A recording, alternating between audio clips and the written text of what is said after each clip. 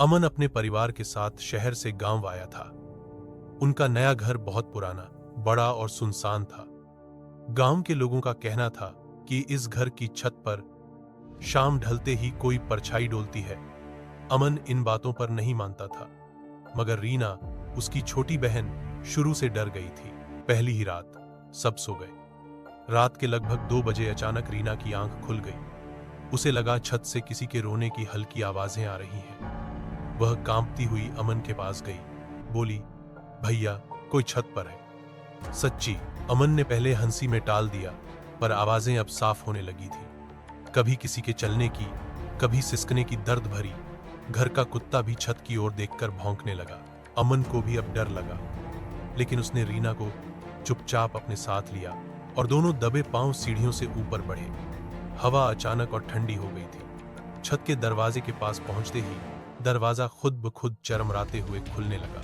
छत पर चारों तरफ अंधेरा था। टॉर्च मारते ही सूनापन और भी डरावना लग रहा था। तभी कोने में पुरानी पानी की टंकी के पास कोई सफेद साया बैठा दिखा। वह औरत थी, सफेद साड़ी, खुले बाल, झुकी हुई गर्दन, घुटनों में चेहरा डाले। रीना रोने लगी, पर अमन ने डर के बावजूद हिम्मत दिखाई। कौन हो तुम? तभी औरत का चेहरा हल्का ऊपर उठा। उसकी आंखों से आंसू गिर रहे थे, पर आंसुओं के नीचे भी गहरा डर और दर्द छुपा था, जैसे कोई अरसा हुआ अकेला बैठा अपने गम में तड़प रहा हो। वह बोली, क्यों आए हो?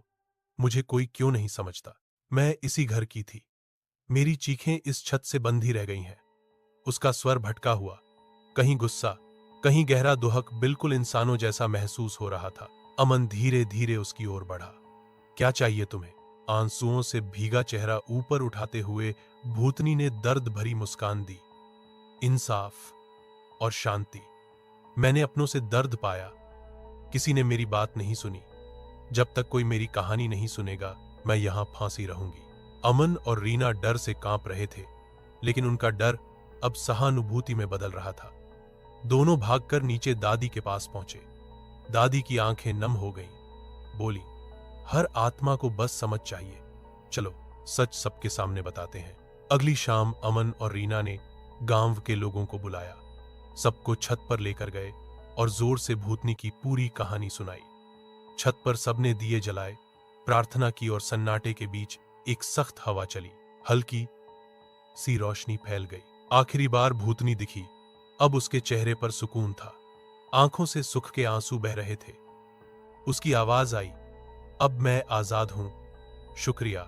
इसके बाद घर में रातें फिर कभी डरावनी नहीं हुई। अमन और रीना को समझ आ गया, डर का सामना इंसानियत से किया जाए तो कई बार छुपा दर्द भी प्यार में बदल जाता है।